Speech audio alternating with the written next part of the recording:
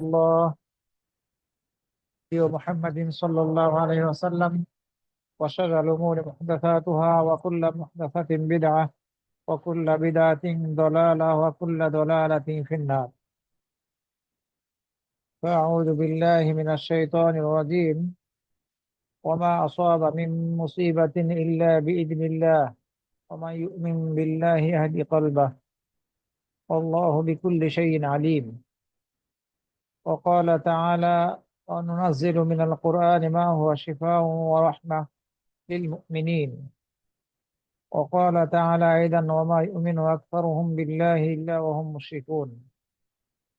وجاء في حديث عن النبي صلى الله عليه وسلم أنه قال: لكل داء دواء، فإذا أصيب دواء الداء برئ بإذن الله عز وجل.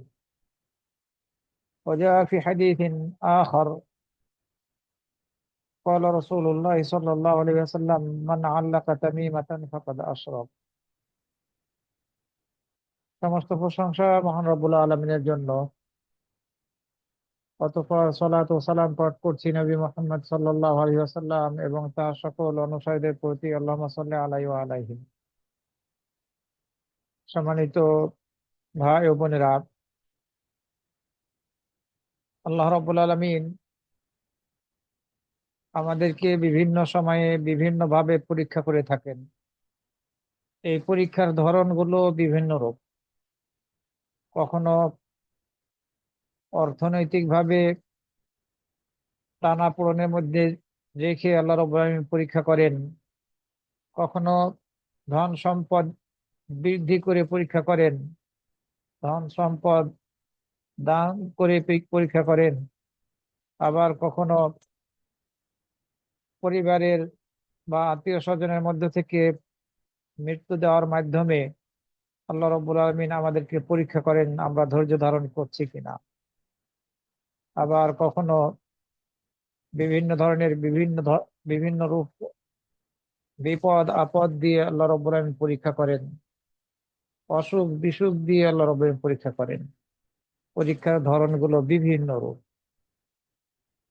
তবে যে কোনো ধরনেরই বিপদ আসুক না কেন, আল্লাহ না চাইলে, আল্লাহ কাউকে বিপদের মধ্যে না ফেললে, কাউকে অসুস্থ না বানালে কেউ বিপদে পড়বে না, অসুস্থ হবে না। আল্লাহ রব্বুল আলামিন কাকে কখন কিভাবে পরীক্ষা করবেন এটা আমরা বলতে পারি না। সূরা আত-তাগাবুনের 11 নম্বর আয়াতের মধ্যে আল্লাহ রাব্বুল আলামিন বলছেন: ওয়ামা আসাবা মিন মুসিবাতিন ইল্লা বিইذنিল্লাহ। আল্লাহর সম্মতি বা অনুমতি ছাড়া কোনো বিপদ আপদ সমস্যা এসব কিছু আসে না। কেউ কোনো সমস্যায় বা বিপদে আক্রান্ত হয় না আল্লাহ রাব্বুল আলামিনের অনুমোদন ছাড়া। সুতরাং আমরা যে কোনো ধরনের সমস্যায় পড়ি না কেন সেটি আল্লাহর পক্ষ থেকে। কিন্তু হয়তোবা আমরা বুঝি না, বোঝার চেষ্টা করি না। আমাদের নিজেদের কারণেই অনেক সময় আমরা বিপদের সম্মুখীন হই। ভালো হোক অথবা মন্দ হোক, সবকিছুই আল্লাহ রাব্বুল পক্ষ থেকে। কিন্তু যখন মন্দ কোনো কিছু মন্দ কোনো কিছুতে আমরা আক্রান্ত হই, আমাদের অপছন্দনীয় কোনো কিছুতে আক্রান্ত হই, সেটা বিপদ আপদ বা অসুখ বিসুখ বা যে কোনো ধরনের সমস্যা হোক না কেন, সেটিও আল্লাহর পক্ষ থেকে। আর সেগুলো আমাদের কারণেই ঘটে থাকে। আমরা আমরা এর কারণ। আল্লাহ রাব্বুল আলামিন যেসব বিপদ আপদ দিয়ে থাকেন, যেসব অসুখ বিসুখ আমাদেরকে দেন, আমরা অসুখ বিসুখে আক্রান্ত হই, সবকিছুর ওষুধ রয়েছে। যে কোনো ধরনের রোগের ওষুধ রয়েছে। তবে ওষুধ দুই প্রকারের। একটি হচ্ছে শরীয়ত সম্মত ওষুধ, আরেকটি হচ্ছে শরীয়ত বিরোধী ওষুধ, যে ওষুধ কোনোভাবেই গ্রহণযোগ্য নয়। অপচিকিৎসা আমাদের সমাজের মধ্যে চালু আছে। এই অপচিকিৎসামূলক অনেক ওষুধ সমাজে চালু আছে, এগুলো কোনো অবস্থায় গ্রহণযোগ্য নয়, সেগুলো থেকে আমাদেরকে দূরে থাকতে হবে এবং সেগুলো আমাদেরকে জেনে সেগুলো থেকে সর্বদা সতর্কতা অবলম্বন করতে হবে, সাবধানতা অবলম্বন করতে হবে। জাবের রাদিয়াল্লাহু আনহু থেকে বর্ণিত হয়েছে, রাসূল সাল্লাল্লাহু আলাইহি সাল্লাম বলেছেন, লিকুল্লি দাইন দাওয়া, প্রত্যেকটা রোগের ওষুধ রয়েছে। ফাইদা উসিবা দাওয়া উদ্দাই বারিয়া বিইذনিল্লাহি আযজা ওয়া জাল। যখনই রোগের ওষুধটা রোগের সাথে মিলে যাবে, যে এই রোগের ওষুধ এটি, মিল যদি হয়ে যায়, তাহলে পারে আল্লাহ রাব্বুল আলামিনের ইচ্ছায় এই রোগ থেকে যে ব্যক্তি আক্রান্ত হয়েছে সে ব্যক্তি মুক্তি লাভ করবে। বারিয়া বিইذনিল্লাহি আযজা ওয়া জাল। আমি একটা রোগে আক্রান্ত, ওষুধ সেবন করলাম, ওষুধটা যদি এই রোগেরই হয়, মিলে যায়, তাহলে পরে আল্লাহ রাব্বুল আমিনের সম্মতিতে, ইচ্ছায় এই রোগ থেকে মুক্তি লাভ করবে। এই হাদিস মুসলিম শরীফের 5634 নম্বরে বর্ণিত হয়েছে। অন্য হাদিসের মধ্যে রাসূল সাল্লাল্লাহু আলাইহি ওয়াসাল্লাম বলেছেন, ইন্নাল্লাহা লাম ইউনজিল দাআন ইল্লা আও লাম ইয়াখলুক দাআন ইল্লা আনজালা ওয়া খালাকা লাহু দাওয়া। নিশ্চয় আল্লাহ রাব্বুল আলামিন কোন রোগ নাজিল করেননি অথবা কোন রোগ সৃষ্টি করেননি যে রোগের ওষুধ নাজিল করেননি, অথবা যে রোগের ওষুধ সৃষ্টি করেননি। অর্থাৎ যে রোগী আল্লাহ নাজিল করেছেন, সৃষ্টি করেছেন, সে রোগেরই ওষুধ আল্লাহ রাব্বুল আলামিন দিয়েছেন এবং সৃষ্টি করেছেন। আলিমাহু মান আমিলাহু, যে সে যেটা, এই ওষুধ সম্পর্কে সে জ্ঞান অর্জন করতে সক্ষম হয়েছে, সে জ্ঞান অর্জন করেছে। আর যে সক্ষম হয়নি, অজ্ঞ রয়ে গেছে, সে অজ্ঞতার মাঝে রয়েছে। সব রোগের ওষুধ সম্পর্কে আমরা জানতে সক্ষম হয়েছি এটি বলা যাবে না, তবে বেশিরভাগ রোগের ওষুধ সম্পর্কে আমরা অবগত, মানুষ জানতে সক্ষম হয়েছে। আমরা সেই সব ওষুধগুলো সেবন করে থাকি, গ্রহণ করে থাকি। তবে একটা রোগ আছে যে রোগের কোনো ওষুধ নেই, সেটি হচ্ছে, রোগের নাম হচ্ছে সাম। সাহাবীরা জিজ্ঞাসা করলেন, হে আল্লাহ রসুল, সামটা কোন রোগ? রাসূল সাল্লাল্লাহু আলাইহি ওয়াসাল্লাম বললেন, আল মাউত, মৃত্যু। এই রোগের কোনো ওষুধ নেই। এছাড়া যত রোগ আছে সব রোগের ওষুধ আছে, আমরা সেটা জানতে সক্ষম হয়ে থাকি অথবা না হয়ে থাকি, কিন্তু আল্লাহ রাব্বুল আলামিন প্রত্যেকটা রোগেরই ওষুধ নাযিল করেছেন। এই হাদিস সিলসিলা সহিহার 1650 নম্বরে বর্ণিত হয়েছে, উল্লেখিত হয়েছে। আল্লাহ রাব্বুল আলামিন সূরা ইউনূসের 107 নম্বর আয়াতের মধ্যে বলছেন, ওয়াইয়ামসাসকাল্লাহু বিদুররিন ফালা কাশিফা লাহু ইল্লা হু ওয়াইন ইউরিদকা বিখাইরিন ফালা রাদ্দা লিফাদলিহি ইউসিবু বিহি মান ইয়াশা মিন ইবাদিহি ওয়া হুয়াল গফুরুর রহিম। আর আল্লাহ যদি তোমাকে কোনো ক্ষতি পৌঁছান, আল্লাহ যদি তোমার কোনো ক্ষতি সাধন করেন, তবে তিনি ছাড়া তা দূর করার কেউ নেই।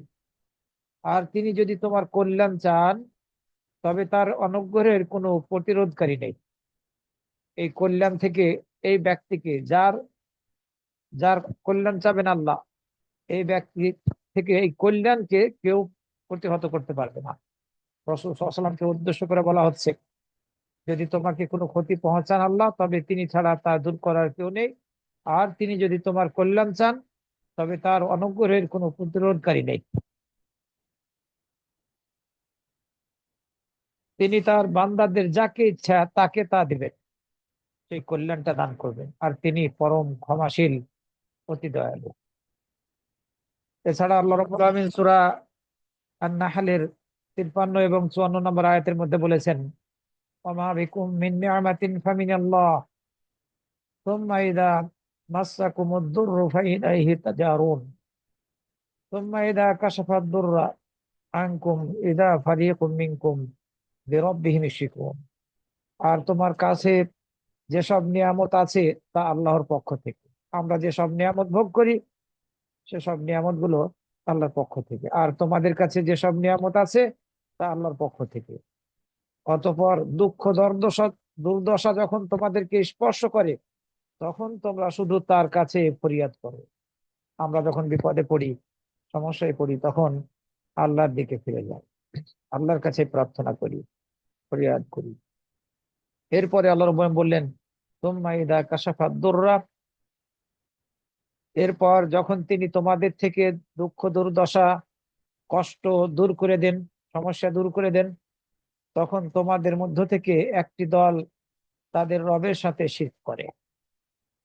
এই অবস্থা ছিল তৎকালীন রাসূলুল্লাহ সাল্লাল্লাহু আলাইহি ওয়াসাল্লামের যুগের সেসব কাফের মুশরিকদের। যখন তারা সুস্থ থাকতো, স্বাভাবিক থাকতো, সুখে শান্তিতে থাকতো, তখন মূর্তি পূজা করত। আর যখন তারা বিপদে পড়তো, সরাসরি আল্লাহকে ডাকতো। বিপদে পড়ে আল্লাহকে ডাকতো, কিন্তু যখন বিপদ দূর করে দিতেন আল্লাহ রাব্বুল আলামিন, তখন তারা তাদেরই একটা দল আল্লাহর সাথে শিরক করা শুরু করে দিত। কিন্তু বর্তমান সময়ে, আমাদের বর্তমান সময়ে এর সম্পূর্ণ উল্টা।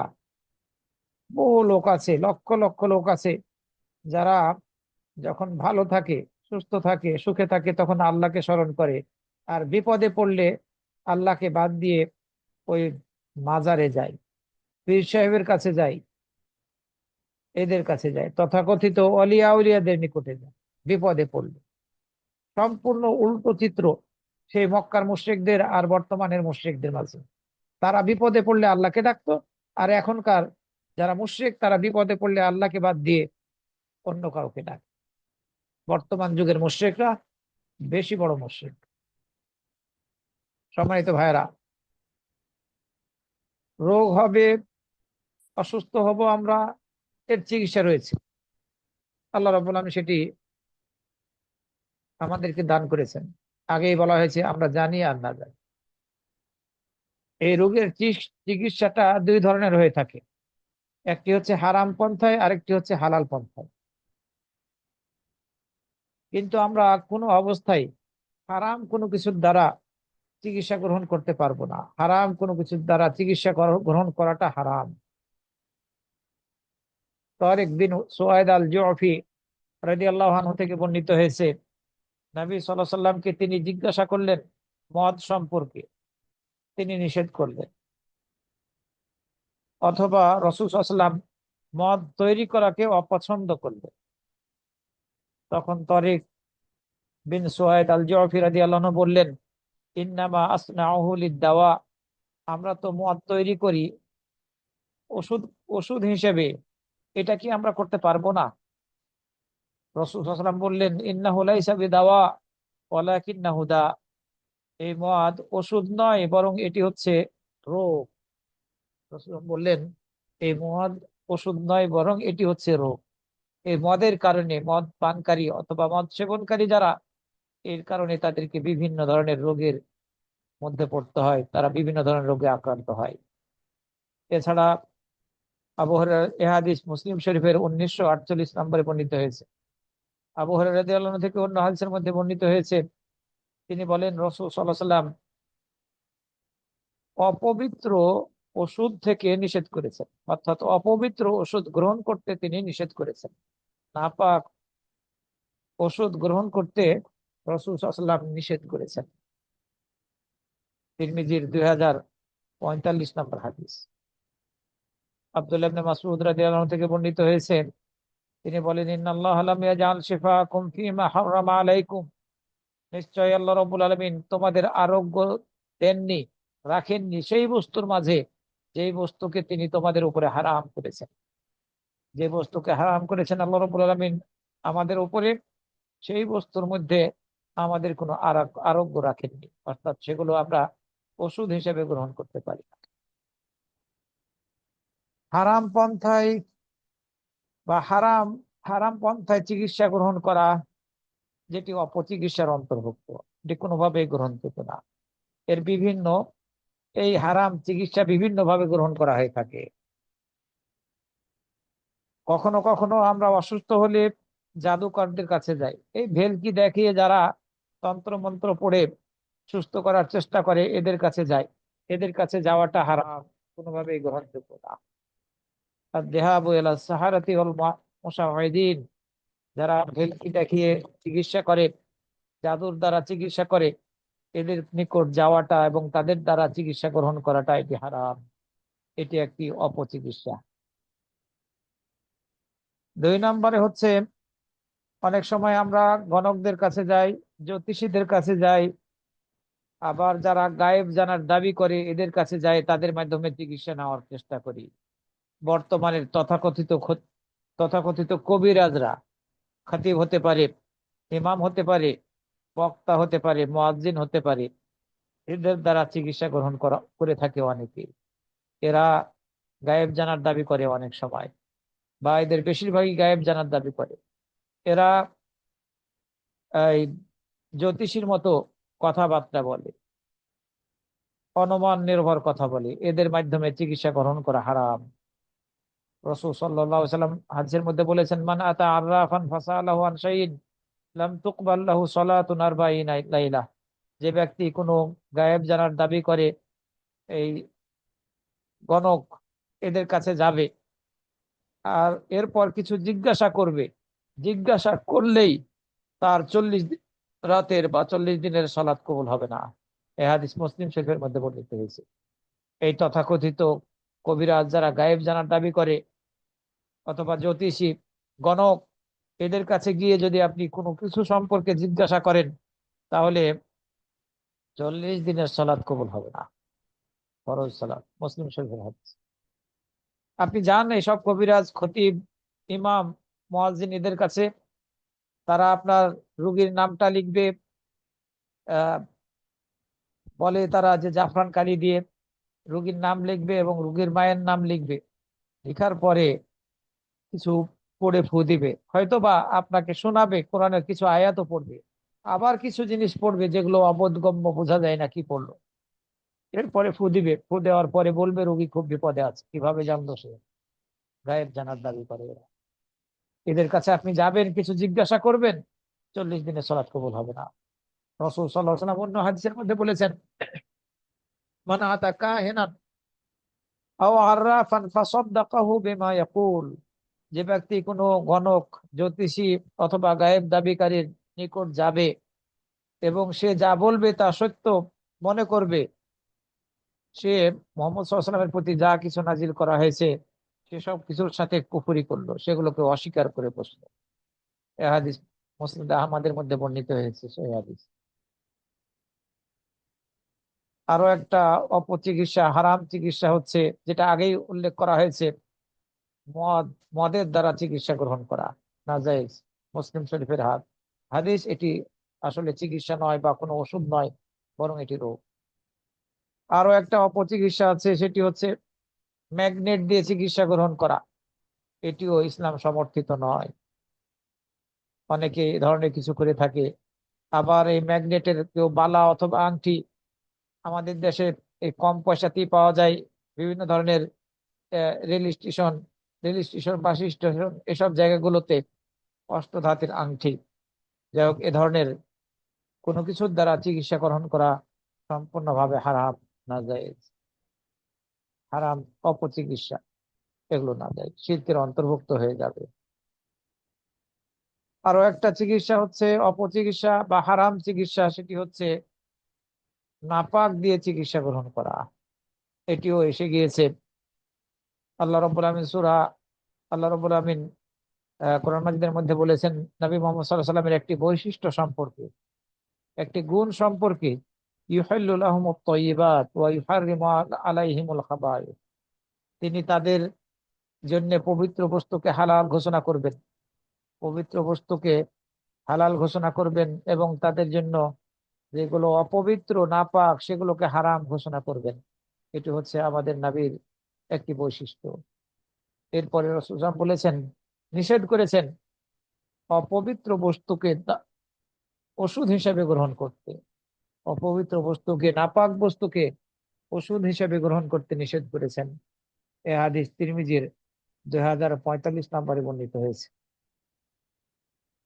আরো একটা অপচিকিৎসা বা হারাম চিকিৎসা, যেটাকে আমরা ওষুধ হিসেবে ব্যবহার করে থাকি, নাউযুবিল্লাহি মিন যালিক, আত-তাদাবি বিতালিক আত-তামাইম। তাবিজ, তথাকথিত তাবিজ বা তামিমা লটকানোর দ্বারা, ঝোলার দ্বারা, শরীরে বাঁধার দ্বারা চিকিৎসা গ্রহণ করা ঠিক কোনোভাবেই গ্রহণযোগ্য না। এই যে বিষয়গুলো আমি আপনাদের সামনে তুলে ধরলাম, এগুলো অপচিকিৎসার অন্তর্ভুক্ত, শরীয়ত সম্মত চিকিৎসা নয়। এগুলো থেকে আমাদেরকে বেঁচে থাকতে হবে। আরো যদি কিছু থাকে তাহলে সেগুলো থেকে বেঁচে থাকতে হবে। আরো একটা অপচিকিৎসা আছে, সেটি হচ্ছে শিরকি ঝাড়ফুঁক। অনেক সময় দেখা যাচ্ছে একজন হিন্দুকে নিয়ে এসে একজন মুসলিম পরিবারের মধ্যে যিনি আক্রান্ত হয়েছে তাকে ঝাড়ফুঁক করা হচ্ছে, নাউযুবিল্লাহ। আবার ওই হিন্দু তাবিজ দিচ্ছে, সেই তাবিজ ব্যবহার করা হচ্ছে। কোথায় গিয়েছি আমরা? অনেক পরিবারের এই সুন্দর সম্পর্ককে, স্বামী স্ত্রীর মাঝের সম্পর্ককে নষ্ট করে দেওয়ার চেষ্টা করা হচ্ছে এইসব হিন্দু মুশরিকদের কবিরাজির দ্বারা, তাবিজের দ্বারা।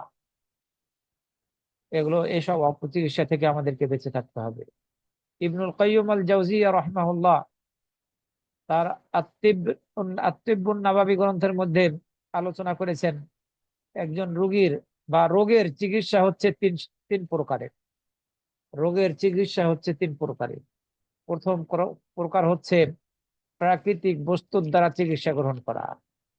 প্রাকৃতিক বস্তু, যেমনটি আব্দুল্লাহ ইবনে উমর রাদিয়াল্লাহু আনহু থেকে বর্ণিত হয়েছে, নবী সাল্লাল্লাহু আলাইহি সাল্লাম বলেছেন, এই যে জ্বর, আমরা জ্বরে আক্রান্ত হই, প্রচন্ড জ্বর হয় অনেক সময়, এই জ্বরটা হচ্ছে জাহান্নামের প্রতাপ থেকে। নবী সাল্লাল্লাহু আলাইহি ওয়াসাল্লাম বলেছেন এই জ্বরটা হচ্ছে জাহান্নামের প্রতাপ থেকে।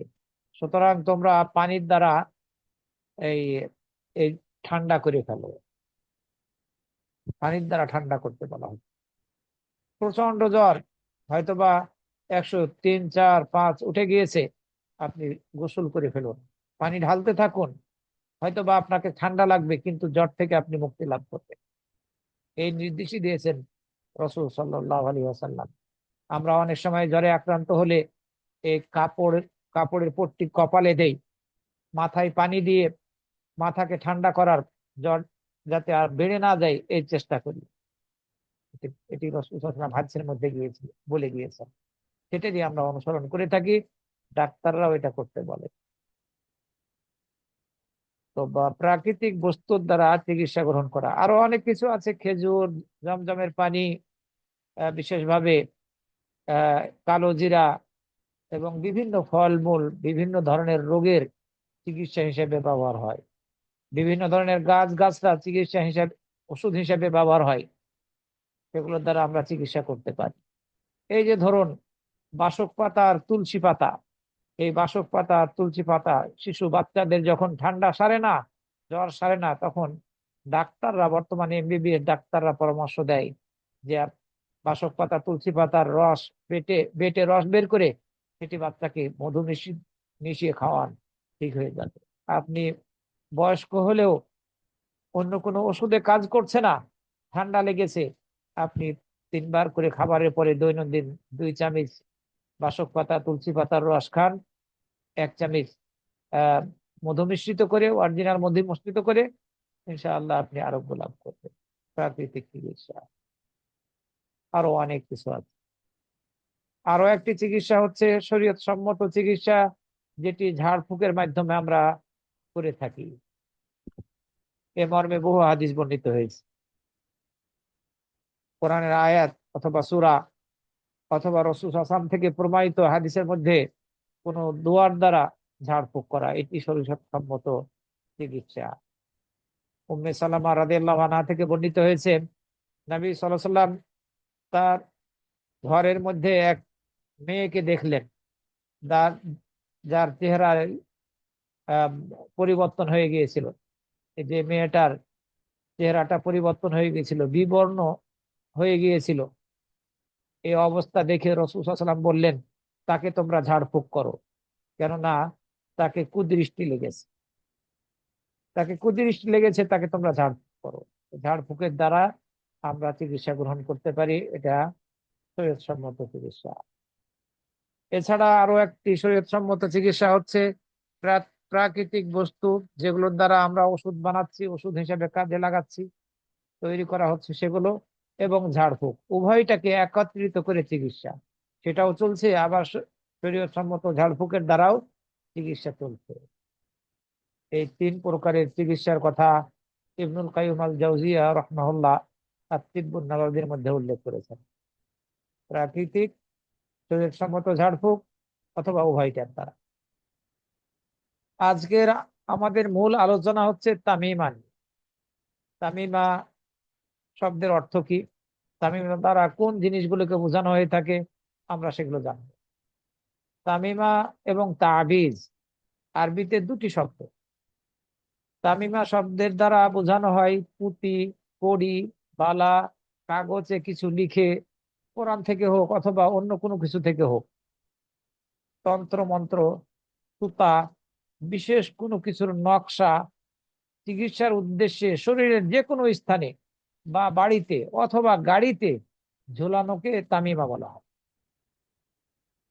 পুঁতি, কড়ি, বালা, কাগজে কিছু লিখে, সেটা কোরআনের কিছু হোক অথবা অন্য কিছু, তন্ত্র মন্ত্র, সুতা, বিশেষ কোনো কিছুর নকশা, চিকিৎসার উদ্দেশ্যে আপনি আপনার শরীরে বাঁধলেন যে কোনো স্থানে, অথবা বাড়িতে ঝুলিয়ে রাখলেন অথবা গাড়িতে ঝুলালেন, এটাকে বলা হয় তামিমা।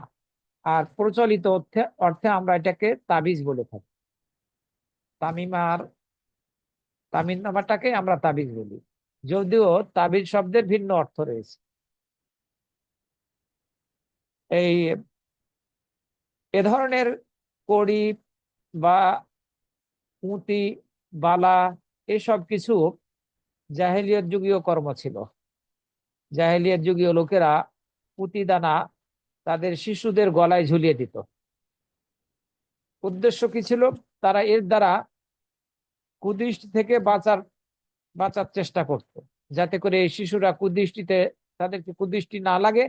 এই জন্য তারা তাদের শিশুদের শরীরে পুঁতি দানা ঝুলিয়ে রাখতো। তাদের ধারণা ছিল কুদৃষ্টি থেকে বাঁচাবে, কিন্তু ইসলাম আসার পরে সেগুলোকে বাতিল ঘোষণা করেছে। আবার এটিও তামিমা, প্রচলিত অর্থে এটি তাবিজ, যেটা আমরা তাবিজ নামে খুব ভালোভাবেই চিনি। আর একটা হচ্ছে তামিমা হচ্ছে একটা কাগজ, যে কাগজে কোরআন ছাড়া অন্য কিছু লেখা হলো, যেমন কোনো কিছুর নকশা, যেটা আমাদের সমাজের মধ্যে চালু আছে, এরপরে লিখে সেটা একটা লোহার মধ্যে, যেটাকে আমরা তাবিজ বলি, লিখে সেটা গলায় অথবা বাহুতে অথবা কোমরে অথবা এই কবজিতে ঝুলিয়ে দেওয়া হয়, বেঁধে দেওয়া হয়। সেটা শিশুর ক্ষেত্রেও হয়, আবার বড়রাও, নারী পুরুষ সবাই করে থাকে। তো এটিও তামিমা, তাবিজ। আর একটি করা হয় যেটি হচ্ছে যে কোরআনের কিছু অংশ বা আয়াত লিখে সেটি কোনো লোহার মধ্যে ঢুকিয়ে আহ সেটিও ঝুলানো হয়ে থাকে। এটাও তাবিজের বা তামিমার অন্তর্ভুক্ত। প্রথম দুটি নিয়ে কোনো মতভেদ নেই। যেটা আরবরা করত, পুঁতি দানা অথবা কড়ি এগুলো ঝুলাতো, আর কাগজে লিখে লোহার মধ্যে ঢুকিয়ে কোরআন ছাড়া অন্য কিছু, যে নকশা, যেমন নকশা জাতীয়, এটিও তাবিজ বা তামিমের অন্তর্ভুক্ত। এই দুটির ব্যাপারে কোনো মতভেদ নেই, যে দুটাই হারাম এবং শিরক। তৃতীয় যেটা কোরআন আয়াত অথবা সূরা লিখে তাবিজ বানিয়ে সেটা ঝুলালে সেটা বৈধ কি বৈধ না, এটা নিয়ে কিছুটা বিতর্ক আছে। তবে এটিও গ্রহণযোগ্য নয়, এটিও গ্রহণযোগ্য নয় ব্যাপক ভিত্তিক হাদিস বর্ণিত হওয়ার কারণে। আমরা এ বিষয়ে কিছু কথা বলবো সামনে আসবে। তো বা এই তাবিজটা, যেমন পুঁতি দানা, কড়ি, এই কাগজে লিখে লোহায় ঢুকিয়ে ঢুকিয়ে সেটা শরীরের যে কোনো স্থানে বাঁধা হয়। অনুরূপ ভাবে হয়তো বা বালা ব্যবহার করা হয়, বালাটা মাথার উপরে হয়তো বা দেওয়া হয়, বা বাহুতে বা এই কবজিতে পরিধান করা হয়। তো এগুলো তামিমার অন্তর্ভুক্ত, তাবিজের অন্তর্ভুক্ত। এসব কিছু জাহিলিয়াতের যুগে চালু ছিল, তারা করতো, যেমনটি ইবনে হাজার আসকারী রহমতুল্লাহ আলাইহি বলেছেন।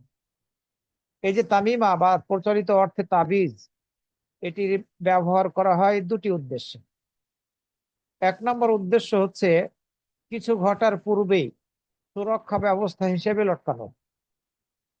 আপনি আক্রান্ত নন, কিন্তু আক্রান্ত যাতে না হন, কোনো সমস্যায় না পড়েন, এই জন্যে কোনো কিছু ঘটার পূর্বেই সুরক্ষা ব্যবস্থা হিসেবে আপনি লটকালেন, শরীরে ব্যবহার করলেন। সেটা রোগকে প্রতিহত হত করার উদ্দেশ্য হতে পারে, কুদৃষ্টিকে প্রতিহত করার উদ্দেশ্য হতে পারে, জাদুটোনাকে প্রতিহত করার উদ্দেশ্য হতে পারে। সেটা আপনি বড়দের ক্ষেত্রে ব্যবহার করেন, বড়রা ব্যবহার করুক, অথবা শিশুর ক্ষেত্রে আপনি ব্যবহার করেন, যার ক্ষেত্রে বাড়িতে হোক গাড়িতে হোক, এই হয়তোবা একটা উট অথবা একটা ঘোড়া, যেটাকে বাহন হিসাবে আপনি গ্রহণ করেন, সেটাতে ব্যবহার করা হোক, এটি এই উদ্দেশ্যে ব্যবহার করা হয়ে থাকে। এবং এটি তামিমা প্রতিরোধক ব্যবস্থা হিসাবে অগ্রিম ব্যবস্থা। দ্বিতীয় কারণ হচ্ছে যখন কেউ আক্রান্ত হয়ে যায়, আক্রান্ত হওয়ার পরে ব্যবহার করে, যে এটা থেকে সুরক্ষা পেতে হবে, শরীরে দুর্বলতা অনুভব করছি, অনেক সময় দুর্বলতা কাটানোর জন্য বালা ব্যবহার করে, অথবা কোনো রোগে আক্রান্ত হয়েছে, এখন জিন দ্বারা আক্রান্ত হয়েছে, কেউ হয়তো বা জাদুটনা করেছে, অথবা কুদৃষ্টি লেগেছে, লেগে যাওয়ার পরে আক্রান্ত হওয়ার পরে আপনি কিছু ঝুলাচ্ছেন, শরীরে লটকাচ্ছেন, এটা এ উদ্দেশ্যে ব্যবহার করা হয়। যে উদ্দেশ্যে ব্যবহার করা হোক না কেন, উভয়টাই শিরকের অন্তর্ভুক্ত। আপনার সুরক্ষা ব্যবস্থা হিসাবে কিছু কিছুতে আক্রান্ত হওয়ার পূর্বেই আপনি ঝুলান, অথবা পরে ঝুলান, বাঁধেন, এটা শিরকের অন্তর্ভুক্ত। অনেক সময় ঘোড়ার জুতা দরজার সামনে ঝুলিয়ে রাখা হয়, অথবা কোনো স্থানের প্রধান ফটকের সামনে ঝুলিয়ে রাখা হয়, অথবা কোনো গাড়ির সামনে অথবা পিছনে ঝুলিয়ে রাখা হয়, ড্রাইভাররা যেটা করে থাকে গাড়িতে। আবার অনেকে আছেন যারা হয়তোবা এই বাড়ির মেন দরজার সামনে, বাড়ির মেন দরজার সামনে আয়তাল কুশি লিখে ঝুলিয়ে রাখে, অথবা ঘরের ভিতরে আয়তাল কুশি লিখে ঝুলিয়ে রাখে। এগুলো তামিমা, তাবিজ, এগুলো থেকে বেঁচে থাকতে হবে, কোনোভাবেই গ্রহণ করতে না। যে উদ্দেশ্যে যেভাবেই ঝোলানো হোক না কেন, বাধা হোক না কেন, এগুলো তাবিজের অন্তর্ভুক্ত।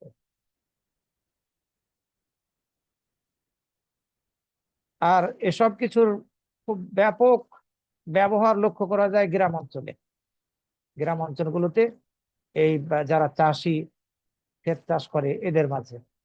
আবার কিছু শহরবাসীর মধ্যেও যে পাওয়া যায় না, বিষয়টি এমন নয়। ক্ষেতের মধ্যেও আবার অনেক সময় তাবিজ ব্যবহার করা হয়, ক্ষেত যাতে কুনজর থেকে বাঁচে, এ ধরনের কিছু করা হয়ে থাকে, এটা কৃষকরা করে থাকে। এ গেল তামিমা সম্পর্কে। তামিমা সম্পর্কে আমরা জানলাম, যেটা প্রচলিত অর্থে আমরা তাবিজ বলে থাকি, কিন্তু তাবিজ শব্দটার অর্থ ভিন্ন। এই তাবিজ শব্দটি তা আইন ওয়াও ইয়াদাল, এই তাবিজ শব্দটি আরবি, বাংলায় আমরা এটিকে তাবিজি বলে থাকি। এর অর্থ হচ্ছে রক্ষা কবচ। এই যে তাবিজ শব্দটা, এটির দুটি অর্থ আসে। একটি হচ্ছে ঝাড়ফুঁক, এটা শরীয়ত সম্মত, যদি শরীয়ত সম্মত ভাবে ঝাড়ফুঁকটা হয়। আর দ্বিতীয় অর্থ হচ্ছে তামিমা। এই তাবিজ শব্দটার দুইটা অর্থ, একটা হচ্ছে রুকিয়া, ঝাড়ফুঁক, আর একটা হচ্ছে তামিমা। তামিমা সম্পর্কে আমরা জেনেছি, যেটা আমাদের শরীরে বাধা হয় বিভিন্ন কিছু, সেগুলো কি সেগুলো জেনেছি আমরা। যদি আরবি অভিধান দেখি, তাহলে আরবি অভিধানের মধ্যে পাবো তাবিজ শব্দটির দুটি অর্থ করা হয়েছে। একটা হচ্ছে ঝাড়ফুঁক করা, আরেকটি হচ্ছে তামিমা। তামিমা যেটার অর্থ আমরা একটু আগে জানলাম, প্রচলিত অর্থে তাবিজ বলা হয়ে থাকে আওয়াজাহ। আর এই তাবিজ শব্দের ব্যাপারে বলা হয়ে থাকে আওয়াজাহ, অর্থাৎ তার হেফাজতের জন্য দোয়া করেছে। আপনি অন্য কারো হেফাজতের জন্য আপনি দোয়া করলেন, অথবা আপনি বললেন তোমার জন্য আল্লাহর নিকটে আশ্রয় প্রার্থনা করছি, তোমার জন্য আল্লাহর নিকটে আশ্রয় প্রার্থনা করছি। ওই যে আউযু বিল্লাহি মিনাশ শাইতানির রাজিম, আল্লাহর নিকটে শয়তানুর রাজিম থেকে আশ্রয় প্রার্থনা করছি। এই আউযু শব্দটা থেকেই তাবিজ, বা তাবিজ থেকেই এই আউযু শব্দটা, এটা একটা ক্রিয়া। তো তাবিজ শব্দটার অর্থ হচ্ছে আশ্রয় প্রার্থনা করা, দোয়ার মাধ্যমে কারো জন্য হেফাজতের দোয়া করা। তো এই তাবিজ শব্দটার অর্থ দুইটা, একটা হচ্ছে ঝাড়ফুঁক করা, আল্লাহর নিকটে আশ্রয় প্রার্থনা করা, আর একটা হচ্ছে প্রচলিত অর্থে যেটা তাবিজ, তামির মারণ। তো আমি এর আগেই বলেছি যে কোরআন দিয়ে যদি তাবিজ তামিমা তৈরি করা হয়, অর্থাৎ কোরআনের আয়াত লিখে যদি কোনো লোহার মধ্যে ঢুকিয়ে সেটা শরীরে ঝুলানো হয়, তাহলে সেটির ব্যাপারে কিছুটা বিতর্ক আছে। একদল বলেছেন যে এটা করা যেতে পারে, আর একদল বলছেন যে না, করা যাবে না। কারণ রাসূল সাল্লাল্লাহু আলাইহি সাল্লাম ব্যাপক ভিত্তিক কথা বলেছেন। ব্যাপক ভিত্তিক কথা কি? মান তাআল্লাকা তামিমাতান ফাকাদ আশরাকা, যে ব্যক্তি তামিমা লটকালো, ঝুলালো, সে শিরক করলো। বললেন না রাসূল সাল্লাল্লাহু আলাইহি ওয়াসাল্লাম হাদিসের মধ্যে যে যদি, বললেন না কথা, যে যদি কোরআন থেকে, কোরআনের আয়াত দিয়ে, কোরআনের সূরা দিয়ে তাবিজ ঝুলানো হয় তাহলে সেটা জায়েজ, আর অন্য কিছুর দ্বারা যদি ঝুলানো হয় তাহলে সেটি নাজায়েজ, হারাম। এ কথা রাসূল পার্থক্য করেননি, ব্যাপক ভিত্তিক কথা বলেছেন। যেমনটি আহ আব্দুল্লাহ ইবনে মাসউদ রাদিয়াল্লাহু আনহু থেকে বর্ণিত হয়েছে, তিনি রাসূল সাল্লাল্লাহু আলাইহি ওয়াসাল্লামকে বলতে শুনেছেন, ইন্নার রুকা ওয়াত তামাইমা ওয়াত তিওয়ালাতা শিরকুন, ঝাড়ফুঁক করা, ঝাড়ফুঁক করা এবং তাবিজ এবং অবৈধ প্রেমের, প্রেম ঘটানোর তন্ত্রমন্ত্র শিরকের অন্তর্ভুক্ত। স্বামী স্ত্রীর মধ্যে ভালোবাসা সৃষ্টি করার জন্য যেসব তন্ত্রমন্ত্র পড়া হয়ে থাকে, করা হয়ে থাকে, এগুলোকে বলা হয় তেওয়ালা। তো রাসূল সাল্লাল্লাহু আলাইহি সাল্লাম বললেন,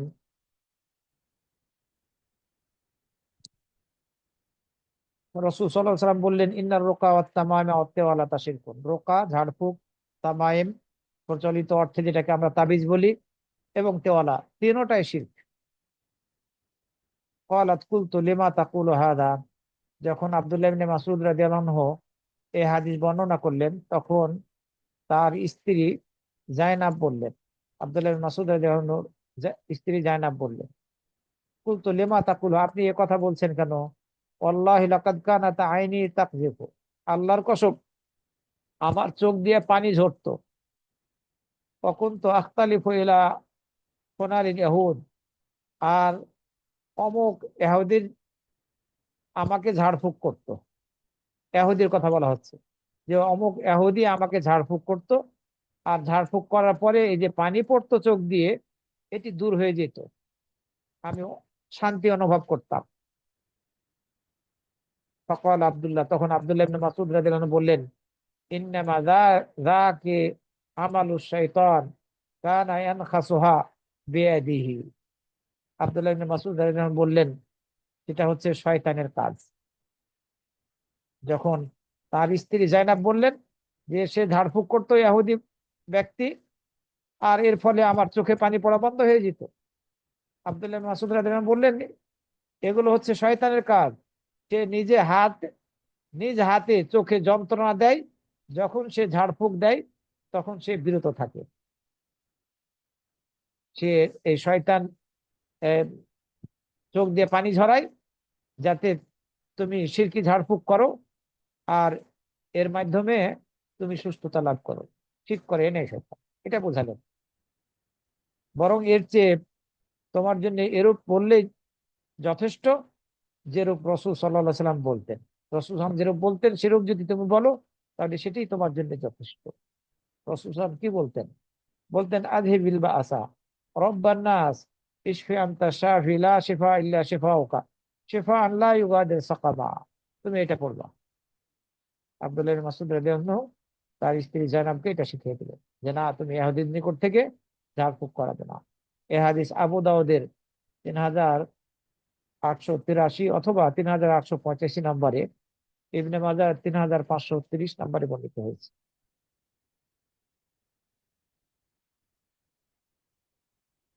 এছাড়া উকবা বিন আমের আল জুহানি রাদিয়াল্লাহু আনহু থেকে বর্ণিত হয়েছে অন্য একটি হাদিসের মধ্যে, তিনি বলেন, আতা রাসূলুল্লাহ সাল্লাল্লাহু আলাইহি ওয়াসাল্লাম রাহাতুন, রাসূলুল্লাহ সাল্লাল্লাহু আলাইহি ওয়াসাল্লাম রাহাতুন, রাসূল সাল্লাল্লাহু আলাইহি ওয়াসাল্লামের নিকটে একদল সাহাবী আসতেন, যাদের সংখ্যা ছিল 10।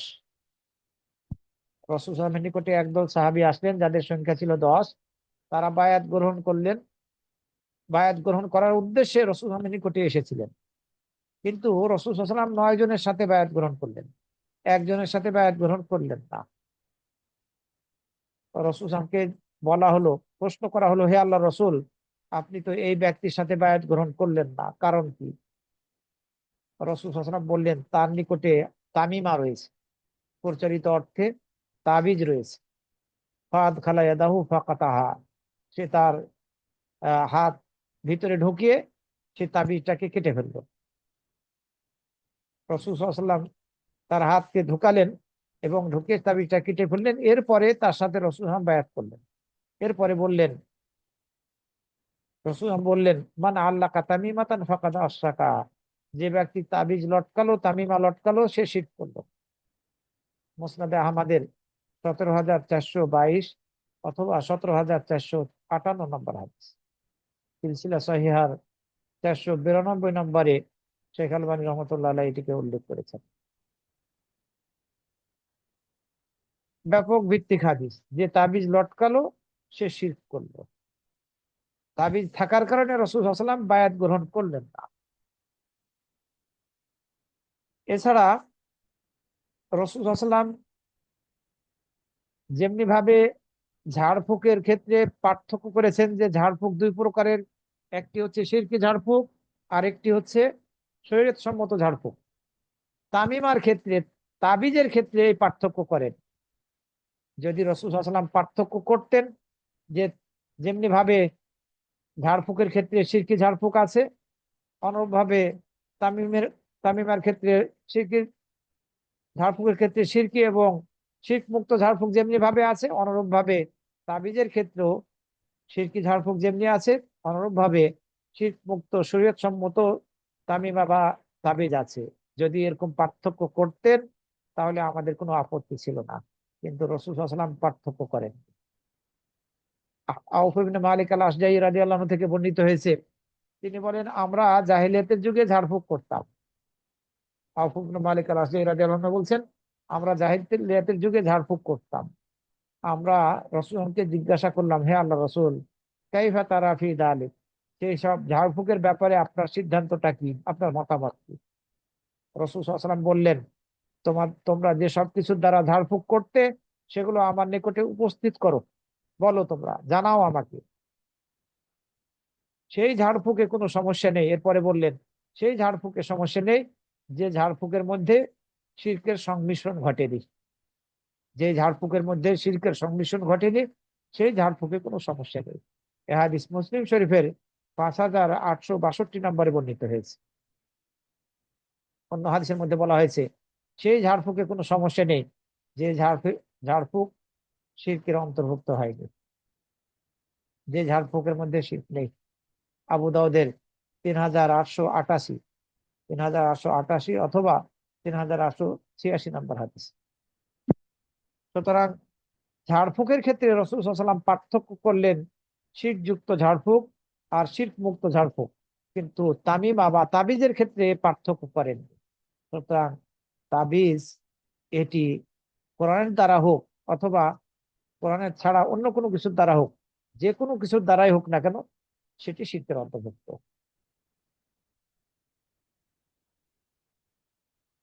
ঈসা ইবনে আব্দুর রহমান রাহিমাহুল্লাহ থেকে বর্ণিত হয়েছে, তিনি বলেন, আমরা সাহাবী আব্দুল্লাহ ইবনে উকাইম রাদিয়াল্লাহু আনহুর নিকটে প্রবেশ করলাম। তিনি অসুস্থ ছিলেন, তাকে একটু দেখতে গেলাম। সাহাবী আব্দুল্লাহ ইবনে উকাইম রাদিয়াল্লাহু আনহু, তাকে দেখতে গেলাম, তিনি অসুস্থ ছিলেন। তো আমরা যারা দেখতে গেলাম তাদের মধ্য থেকে কেউ আব্দুল্লাহ ইবনে উকাইম রাদিয়াল্লাহু আনহুকে উদ্দেশ্য করে বললেন, লাউ তাআল্লাকতা শাইয়ান, আপনি যদি আপনার শরীরে কিছু ঝুলাতেন, এ কথা বললেন। তখন আব্দুল্লাহ ইবনে উকাইম রাদিয়াল্লাহু আনহু বললেন, আতা আল্লাহ কোসাইয়ান, আমি কিছু ঝুলাবো আমার শরীরে? অথচ রাসূল সাল্লাল্লাহু আলাইহি ওয়াসাল্লাম বলেছেন, মান তাআল্লাকা শাইআন উকিলা ইলাইহি, যে ব্যক্তি কিছু ঝুলাবে তাকে তার উপরেই ন্যস্ত করা হয়, ন্যস্ত করা হবে। যে কিছু ঝুলাবে তাকে তার উপরেই ন্যস্ত করা হবে, আল্লাহর কোনো দায় দায়িত্ব নেই। এ কথা বললেন আব্দুল্লাহ ইবনে উকাইম রাদিয়াল্লাহু আনহু। মুসনাদে আহমদের 18,781 নম্বর হাদিস এবং তিরমিজির 2,072 নম্বর হাদিস। অন্য বর্ণনায় এসেছে এই আব্দুল্লাহ ইবনে উকাইম রাদিয়াল্লাহু আনহু বিষাক্ত ফোড়ায় আক্রান্ত হয়েছিলেন। তিনি বিষাক্ত ফোড়ায় আক্রান্ত হয়েছিলেন। তো এ কারণে তাকে কেউ বলেছিলেন যে আপনি কি কিছু ঝুলাবেন না? তখন উনি বলেছিলেন যে আমি কিছু ঝুলাবো, এর চেয়ে মৃত্যুই আমার নিকটে বেশি উত্তম। মৃত্যুটাই আমার বেশি নিকটে এবং সেটি আমার জন্য বেশি উত্তম, এটা বুঝাইছিলেন। আল মাউত আল মাউত আকরাবু মিন দার, মৃত্যুই আমার জন্য বেশি উত্তম কিছু ঝুলানো হচ্ছে। নবী সাল্লাল্লাহু আলাইহি সাল্লাম কারণ কি, আব্দুল্লাহ ইবনে উকাইম রাদিয়াল্লাহু আনহু বললেন যে নবী সাল্লাল্লাহু আলাইহি সাল্লাম বলেছেন যে ব্যক্তি কিছু ঝুলালো তাকে তার নিকটেই তার দিক তার উপরেই ন্যস্ত করা হলো। তিরমিজির 2072 নম্বর হাদিস, যেটা আগে জেনেছি আমরা। আরো একটি হাদিস দ্বারা দলিল দেওয়া হয়েছে, যদিও এই হাদিসটি নিয়ে বিতর্ক আছে, যেটা অনেকে এটিকে দুর্বল বলেছেন, আবার কেউ কেউ বলেছেন গ্রহণযোগ্য অন্যান্য হাদিসের কারণে। ইমরান বিন হুসাইন রাদিয়াল্লাহু আনহু থেকে বর্ণিত হয়েছে, নবী সাল্লাল্লাহু আলাইহি ওয়াসাল্লাম এক ব্যক্তির হাতে একটা পিতলের বালা দেখলেন। এক ব্যক্তির হাতে একটা পিতলের বালা দেখলেন। বালা দেখে বললেন, মা হাদিহি, এটা কি? সেই ব্যক্তি বলল, মিনাল ওয়াহিনা, দুর্বলতার কারণে এটা পড়েছে। রাসূল সাল্লাল্লাহু আলাইহি ওয়াসাল্লাম বললেন, তুমি এটাকে খুলে ফেলো, কেননা এটি তোমার দুর্বলতাকে আরো বাড়াবে। আর তুমি যদি এই অবস্থায় মৃত্যুবরণ করো তাহলে কখনো তুমি সফলতা লাভ করবে না, সফলতা হবে না। এটি নিয়ে বিতর্ক আছে। কেউ কেউ এটিকে হাসান বা সহিহ আখ্যা দিয়েছেন, আবার অন্যরা যেমন শেখ আলবানী রহমতুল্লাহ আলাই দুর্বল আখ্যা দিয়েছেন, দাওসারি উনিও দুর্বল আখ্যা দিয়েছেন। তবে এ হাদিসের ভাব অর্থ সঠিক।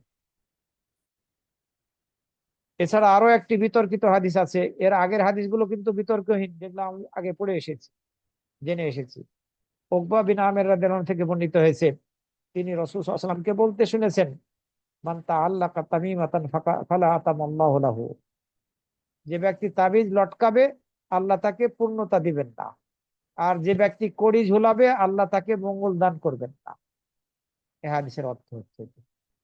এটি মুসনাদে আহমদের মধ্যে বর্ণিত হয়েছে। শেখ সোহাইব আল আরনাউত রাহমাহুল্লাহ উনি এটাকে হাসান আখ্যা দিয়েছেন, আবার অন্যরা এটাকে দুর্বল আখ্যা দিয়েছেন, কিন্তু ভাব অর্থ সহিহ। রাসূল সাল্লাল্লাহু আলাইহি ওয়াসাল্লাম থেকে সহিহ সনদে এটি সহিহ সনদে বর্ণিত হয়েছে কি হয়নি, এটি নিয়ে বিতর্ক থাকলেও ভাব অর্থ হাদিসের সহিহ, অন্যান্য সহিহ হাদিসের কারণে। হুযায়ফা রাদিয়াল্লাহু আনহু এক রোগীর নিকটে প্রবেশ করলেন। প্রবেশ করার পরে তিনি দেখলেন তার বাহুতে একটা চামড়ার ফিতা বাঁধা আছে। রাআ ফি আযুদিহি সাইরান, একটি চামড়ার ফিতা বাঁধা আছে।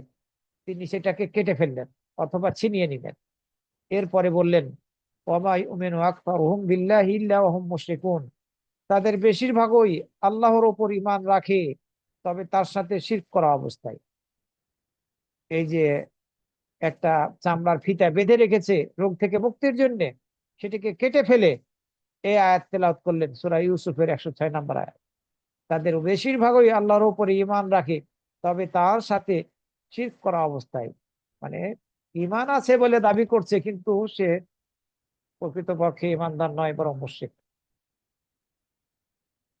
এই তাবিজ লটকানোকে বা কোনো কিছু বাধাকে শিরকের অন্তর্ভুক্ত গণ্য করেছেন। নবী সাল্লাল্লাহু আলাইহি সাল্লাম পশুর বা উটের গর্দানে বা উটে উটে কোনো কিছু ঝোলানোকে নিষিদ্ধ করেছেন, কেটে ফেলতে বলেছেন।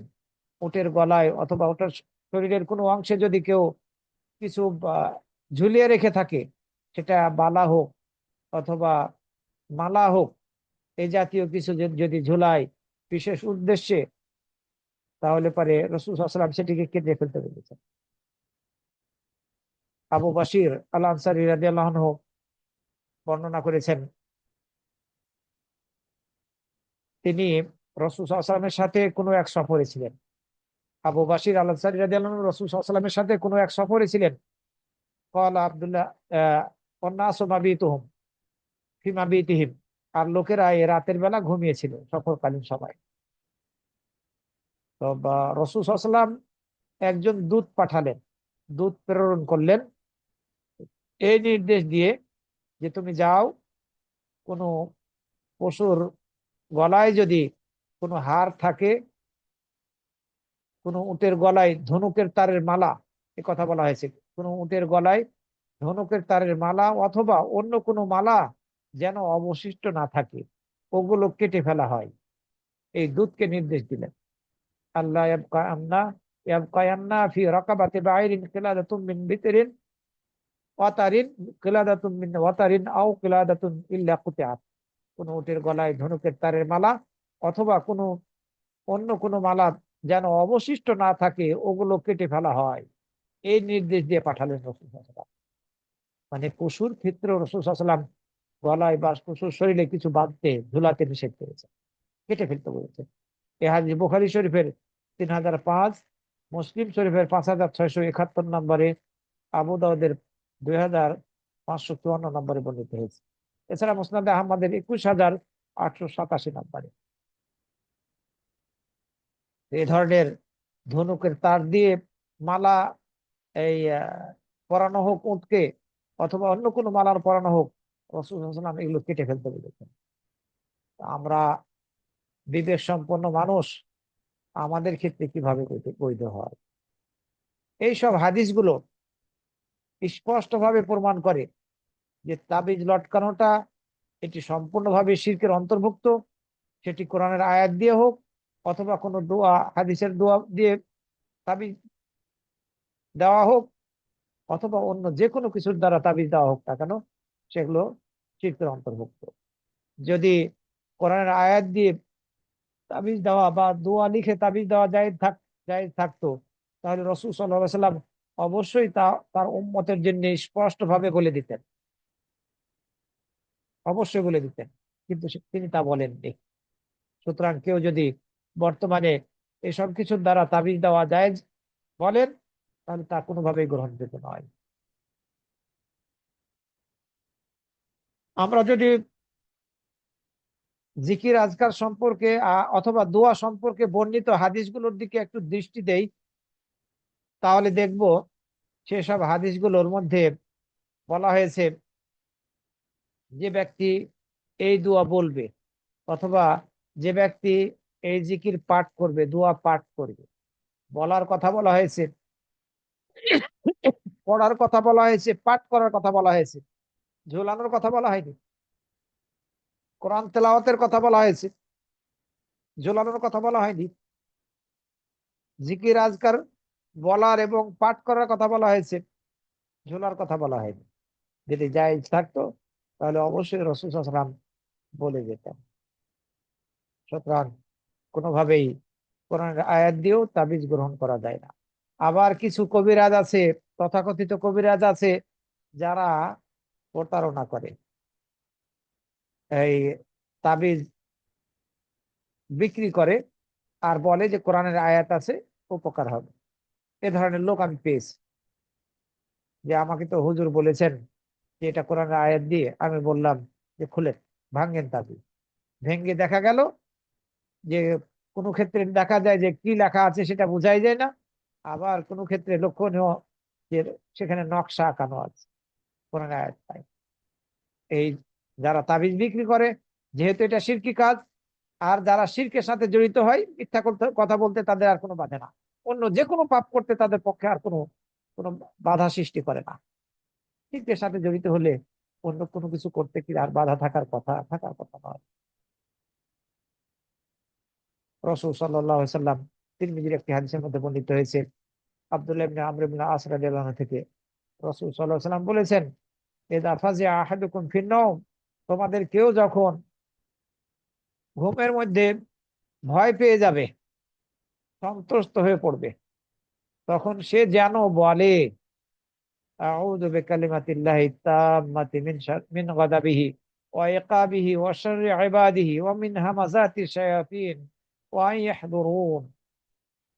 তাহলে কোনো কিছুই ক্ষতি করতে পারবে না। আউযু বিকালিমাতিল্লাহি তাম্মাতি মিন গাদাবিহি ওয়া ইকাবিহি ওয়া শাররি ইবাদিহি ওয়া মিন হামাযাতিশ শায়াতিন ওয়া আন ইয়াহদুরুন।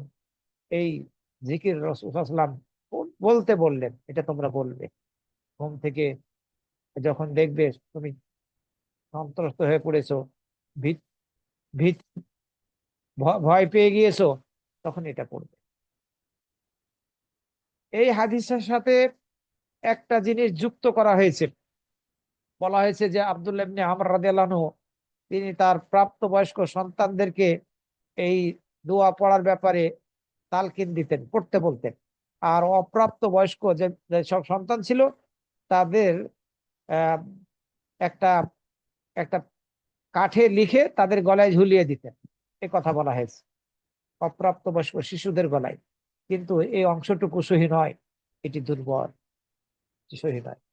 আব্দুল ইবনে আমর রাদিয়াল্লাহু আনহু তিনি তার প্রাপ্তবয়স্ক সন্তানদেরকে তালকিন দিতেন অর্থাৎ পড়াতেন। আর যারা শিশু প্রাপ্তবয়স্ক নয় তাদের গলায় একটা কাঠে লিখে ঝুলিয়ে দিতেন, এই অংশটুকু সহি নয়, দুর্বল, গ্রহণযোগ্য নয়। সুতরাং আব্দুল্লাহ ইবনে ওকাইম রাদিয়াল্লাহু আনহু, আব্দুল্লাহ ইবনে আমর ইবনে আস রাদিয়াল্লাহু আনহু থেকে এই শিশুদের গলায় তাবিজ দেওয়া যাবে এ মর্মে যারা বলে থাকেন, কোনোভাবেই সেটি গ্রহণযোগ্য নয়। কোরআনের আয়াত লিখে আপনি শিশুর গলায় ঝুলিয়ে দিবেন বা অন্য কারো গলায় ঝুলাবেন, কোরআনের বেইজ্জত করা হবে, এর দ্বারা কোরআনকে অসম্মান করা হবে। হয়তো বা মায়েরা শিশুর গলায় এভাবে তাবিজ ঝুলিয়ে দিয়েছে কোরআনের আয়াত লিখেই, কিন্তু এই কোরআনের আয়াত লেখা তাবিজ নিয়ে ওয়াশরুমে যাচ্ছে, বাথরুমে যাচ্ছে শিশু। আবার মা ভয় করছে যদি তাবিজটা খুলে রাখি বাথরুমে যাওয়ার সময়, তাহলে তো শিশু আক্রান্ত হয়ে যেতে পারে, বিপদগ্রস্ত হতে পারে, হয়তো বা জিনে ধরে ফেলতে পারে, জাদুটোনায় আক্রান্ত হতে পারে, এটাই বিপজ্জনক। এই যে এখানে মা নিজেকে শিরকের সাথে যুক্ত করে ফেলছে, মানে তাবিজটাই এই শিশুকে রক্ষা করবে বিপদ আপদ থেকে, নাউযুবিল্লাহ। এই ধরনের মন মানসিকতা মানুষের মধ্যে কাজ করে। কোরআনের আয়াত দিয়ে হলেও এই কোরআনকে বেইজ্জত এবং অসম্মানিত করা করা হয়। আর এই মন মানসিকতা প্রকাশ করে তাবিজটা আর খুলে না, ওই বাথরুমে কোরআনের আয়াত আয়াত লিখা তাবিজ নিয়ে ওই নাপাক জায়গায় বা আশ্রমে যাচ্ছে। সুতরাং আমরা কোনো অবস্থায় যে কোনো ধরনের তাবিজ গ্রহণ করব না, যদি কেউ দেয় তার থেকে আমাদেরকে দূরে সরে আসতে হবে। সম্মানিত ভাই ও বোনেরা, এই তাবিজ ব্যবহার করার কারণে সুন্নাতি ঝাড়ফুঁক থেকে মানুষ বিমুখ হয়ে গিয়েছে। কেউ যদি বলে যে তাবিজ ব্যবহার করা যাবে কোরআনের আয়াত দ্বারা হলে, কিন্তু এর দ্বারা রাসূল সাল্লাল্লাহু আলাইহি ওয়াসাল্লাম যে ঝাড়ফুঁকের সুন্নাতের কথা বলে গিয়েছেন, আল্লাহর নিকটে আশ্রয় প্রার্থনা করার যেসব জিকির আজকার দোয়াগুলো বলে গিয়েছেন, সেগুলোকে বাতিল করে দেওয়া হয়, সেগুলোকে সেগুলোর উপরে আর আমল করা হয় না। যে ব্যক্তি পুরা কোরআনকে লিখে তাবিজ হিসাবে ঝুলিয়ে ফেললো, তাহলে যদি যদি জায়েজই থাকতো, তাহলে তো রাসূল সাল্লাল্লাহু আলাইহি ওয়াসাল্লাম এইসব ঝাড়ফুঁক করার, আল্লাহ নিকটে আশ্রয় প্রার্থনা করার এইসব গুলো বলার কি প্রয়োজন ছিল? তোমরা পুরো কোরআন লিখে তাবিজ বানিয়ে ঝুলিয়ে রাখবা। নাউযুবিল্লাহি মিন যালিক। আল্লাহ আমাদের সবাইকে সঠিক বুঝ দান করুন।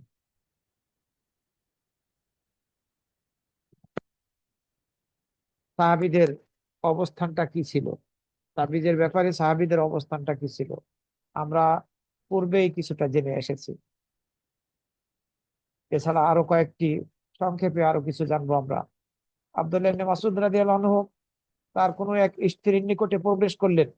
প্রবেশ করার পরে দেখলেন যে এই বিষাক্ত ফোড়ার কারণে সে একটা আহ, পুঁতি দানা ব্যবহার করে আছে, ব্যবহার করেছে, এটা দেখলেন।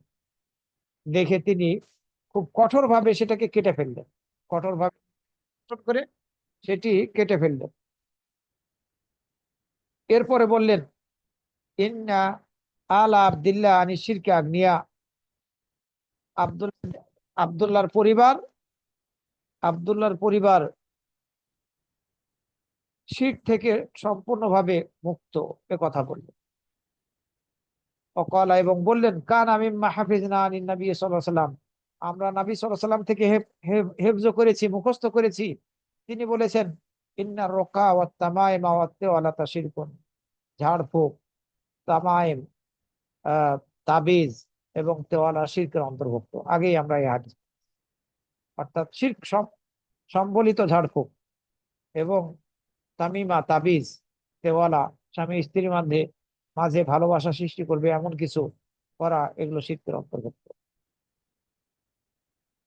এছাড়া অন্য বর্ণনায় এসেছে, আব্দুল্লাহ ইবনে মাসউদ রাদিয়াল্লাহু আনহু তার কোনো এক স্ত্রীর নিকটে দেখলেন, আগের হাদিসটি আসারটি বর্ণিত হয়েছে, সিলসিলা উল্লেখিত হয়েছে সিলসিলা সহিহার 331 নাম্বার। এছাড়া আব্দুল্লাহ ইবনে মাসউদ রাদিয়াল্লাহু আনহু তার কোন স্ত্রীর অসুস্থ হয়েছিল, তার গলায় দেখলেন একটা সুতা, ধাগা লটকানো, ধাগা লটকানো ঝুলিয়ে রাখা হয়েছে, বেঁধে রাখা হয়েছে তার অসুস্থ কোনো এক স্ত্রীর গলায়। তিনি জিজ্ঞাসা করলেন, এটা কি? এই স্ত্রী, আব্দুল্লাহ ইবনে মাসউদ রাদিয়াল্লাহু আনহুর স্ত্রী বললেন, শাইউন রুকিয়া লি ফীহি মিনাল হুম্মা, এটা সেই জিনিস যেটাকে আমার জন্য এই জ্বর থেকে বাঁচার, সুরক্ষা পাওয়ার জন্য ঝাড়ফুঁক করা হয়েছে। এই সুতাটা, এই ধাগাটা ঝাড়ফুঁক করা হয়েছে জ্বর থেকে সুরক্ষা পাওয়ার জন্য, আর এটা আমার জন্য করা হয়েছে। আব্দুল্লাহ ইবনে মাসউদ রাদিয়াল্লাহু আনহু সেটাকে কেটে ফেললেন, কেটে ফেলে বললেন যে এটি হচ্ছে এই ইব্রাহিমের পরিবার শিরক থেকে মুক্ত, অর্থাৎ ইব্রাহিম আলাইহিস সালামের পরিবার শিরক থেকে মুক্ত। মুসান্নাফ ইবনে আবি শাইবার 23,458 নম্বর হাদিস খাতা। এছাড়া ইমরান বিন হুসাইন রাদিয়াল্লাহু আনহু থেকে বর্ণিত হয়েছে, তিনি এক ব্যক্তির হাতে একটা পিতলের বালা দেখলেন। রাসূল সাল্লাল্লাহু আলাইহি ওয়াসাল্লামের রাসূল সাল্লাল্লাহু আলাইহি ওয়াসাল্লাম থেকে মওসুল হাদিস নয়, ইমরান বিন হুসাইন রাদিয়াল্লাহু আনহু থেকে বর্ণিত হয়েছে, তিনি এক ব্যক্তির হাতে একটা পিতলের বালা দেখলেন। বালা দেখে বললেন, এটা কি? সে বলল, দুর্বলতা কাটানোর জন্য এটি ব্যবহার করেছি। ইমরান বিন হুসাইন রাদিয়াল্লাহু আনহু বললেন, লাম তাজিদকা ইল্লা ওয়াহানান, এটি তো তোমার শুধু দুর্বলতায় বৃদ্ধি করবে, তোমার শুধুমাত্র দুর্বলতায় বৃদ্ধি করবে, দুর্বলতা কমাবে না। তুমি যদি মারা যাও, ওয়ান্তা তারাহা নাফিআতাক, আর তুমি যদি মনে করো যে এটি তোমার কোনো উপকারে আসবে, তাহলে তোমার ইসলামের উপরে মৃত্যু হবে না, তুমি মারা যাবে বেঈমান, কাফের, মুশরিক অবস্থা। মুসান্নাফ ইবনে আবি শাইবার 23,460 নম্বর হাদিস। এছাড়া যায়েদ ইবনে ওয়াহাব রাহিমাহুল্লাহ বলছেন যে আমরা হুযায়ফা রাদিয়াল্লাহু আনহুর সাথে এক ব্যক্তির এক ব্যক্তিকে দেখতে গেলাম, অসুস্থ এক ব্যক্তিকে হুযায়ফা রাদিয়াল্লাহু আনহুর সাথে দেখতে গেলাম। তো তিনি প্রবেশ করলেন ওই ব্যক্তির নিকটে, আমিও প্রবেশ করলাম তার সাথে। ফালামাসা আজদাহু ফারাআ ফীহি খায়তান, এই হুযায়ফা রাদিয়াল্লাহু আনহু ওই অসুস্থ ব্যক্তির বাহুতে স্পর্শ করলেন, বাহুকে স্পর্শ করলেন। এই স্পর্শ করতে গিয়ে সেখানে একটা ধাগা পেলেন, সুতা পেলেন। ফাখাদাহু ফাকাতাহু, সেই সুতাটা তিনি ধরে কেটে ফেললেন। এরপরে বললেন, তুমি যদি মারা যেতে আর এটা তোমার এই বাহুতে থাকতো, তাহলে আমি তোমার সালাত আদায় করতাম না, অর্থাৎ জানাজার সালাত আদায় করতাম না এই সুতার কারণে। তুমি তোমার অসুস্থতা কাটানোর জন্য সুতা বেঁধে রেখেছো। এটি মুসান্নাফ ইবনে আবি শাইবার 23,462 নম্বরে বর্ণিত হয়েছে। সম্মানিত ভাই ও বোনেরা, এই তাবিজ ব্যবহার করাটা কোনোভাবেই গ্রহণযোগ্য না। কোনো একজন সাহাবী থেকেও সহিহ সূত্রে প্রমাণিত হয়নি যে তিনি তাবিজ ব্যবহার করাকে সমর্থন করেছেন, কোনো সহিহ সূত্রে প্রমাণিত হয়নি, না আব্দুল্লাহ ইবনে আমর ইবনে আস রাদিয়াল্লাহু আনহু থেকে, আর না অন্য কোনো সাহাবী থেকে। তবে আয়েশা রাদিয়াল্লাহু আনহা থেকে বর্ণনা করা হয়ে থাকে, আয়েশা রাদিয়াল্লাহু আনহা থেকে বর্ণনা করা হয়ে থাকে। আয়েশা রাদিয়াল্লাহু আনহা বর্ণনা করেছেন, বলেছেন, আয়েশা রাদিয়াল্লাহু আনহা বলেছেন, লাইসাতিত তামিমাতু মা তুআল্লাকু বিহি বাদাল বালা, বিপদ আসার পরে যেটা ঝুলানো হয় সেটা তামিমা নয়, অর্থাৎ তাবিজ নয়। বিপদ আসার পরে যেটা ঝুলানো হয় সেটা তাবিজ নয়। তাবিজ হচ্ছে সেটি যেটি বিপদ আসার পূর্বেই ঝুলানো হয় প্রতিরোধক হিসাবে। বিপদ আসার পরে যেটা ঝুলানো হয় সেটা তামিমা নয়, অর্থাৎ তাবিজ নয়। তবে বিপদ আসার পূর্বে যেটা ঝুলানো হয় আহ সেটা হচ্ছে তাবিজ। এটি সহিহ সূত্রে আয়েশা রাদিয়াল্লাহু আনহা থেকে বর্ণিত হয়েছে। কিন্তু আয়েশা রাদিয়াল্লাহু আনহা এই কথা বলেননি যে বিপদ আসার পরে যেটা ঝুলানো হয় সেটা তামিমা বা তাবিজ নয়। কিন্তু এ কথা বলেননি যে বিপদ আসার পরে সেটা ঝুলালে সেটা জায়েজ। আয়েশা রাদিয়াল্লাহু আনহা এই কথা বলেন। আর বিপদ আসার পূর্বে যদি ঝোলানো হয় সেটা তাবিজ, সেটা নাজায়েজ, এর কথা বলেন।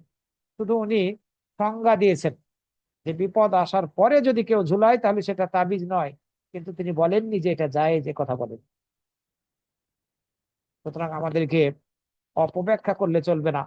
আর আয়েশা রাদিয়াল্লাহু আনহার এটাকে যদি আমরা ধরেই নেই যে তিনি বলেছেন যে বিপদ আসার পরে যদি ঝোলানো হয় কিছু তাহলে তাবিজ নয়, মানে হচ্ছে যে বিপদ আসার পরে যদি কেউ তাবিজ ব্যবহার করে তাহলে জায়েজ, এই অর্থ যদি আমরা নিয়ে ফেলি তাহলে রাসূল সাল্লাল্লাহু আলাইহি ওয়াসাল্লামের হাদিসের বিপরীতে হওয়ার কারণে এটি আয়েশা রাদিয়াল্লাহু আনহার কথা গ্রহণযোগ্য?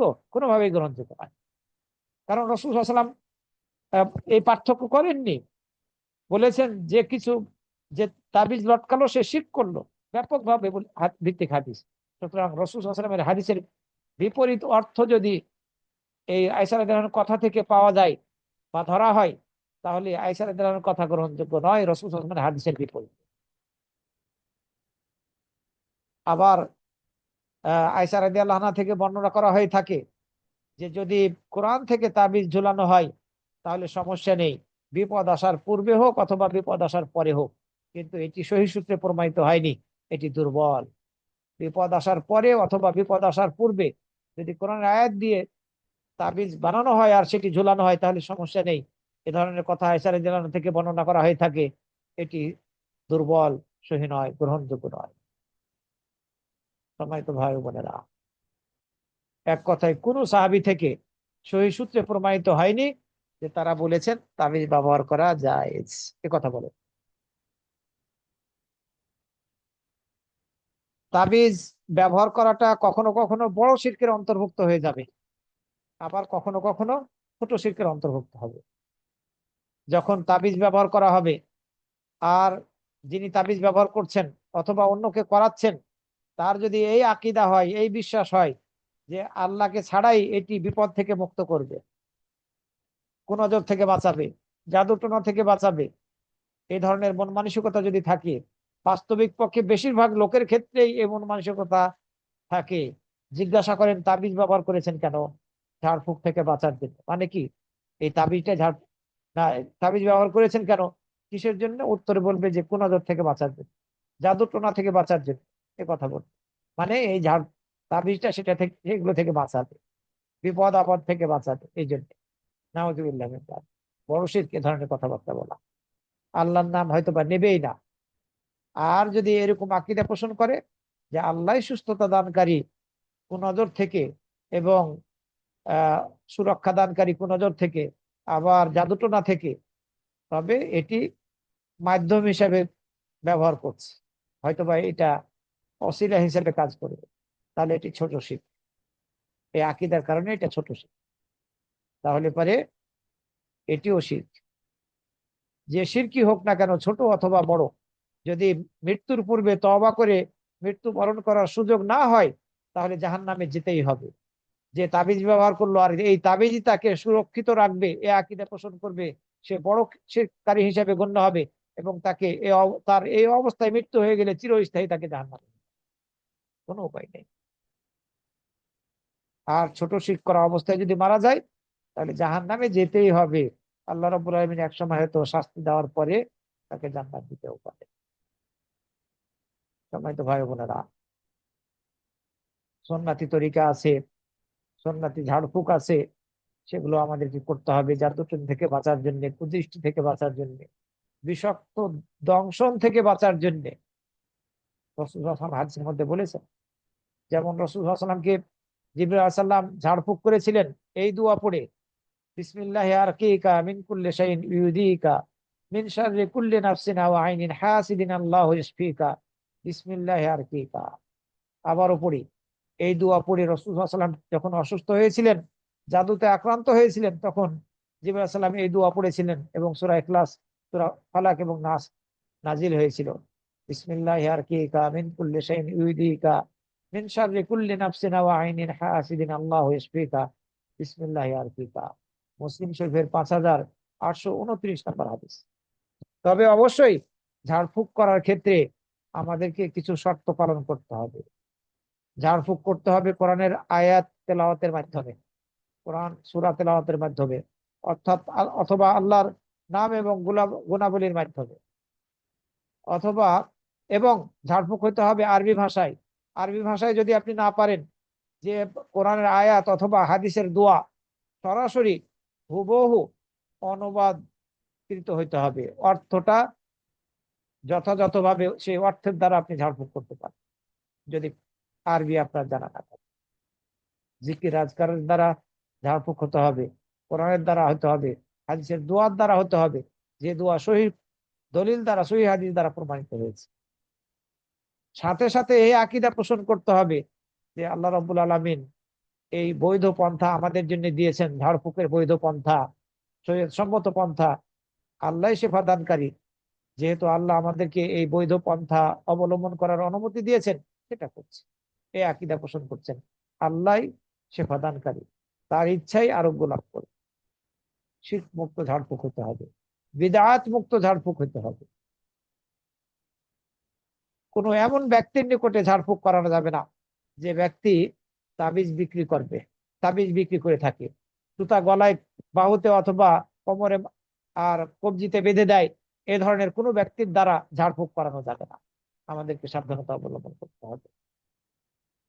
সম্মানিত ভাই ও বোনেরা, এই তাবিজ ব্যবহার করাটা, পালা ব্যবহার করাটা, কড়ি পুঁতি এগুলো ব্যবহার করাটা জাহেলিয়াত যুগীয় রীতি ছিল। জাহেলিয়াত যুগের লোকেরা এগুলি করতো, তাবিজ ব্যবহার করতো।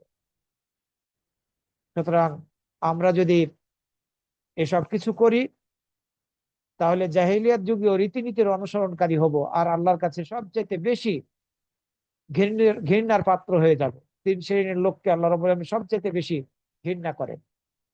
আল্লাহর নিকটে সবচেয়ে ঘৃণিত ব্যক্তি হচ্ছে তিনজন।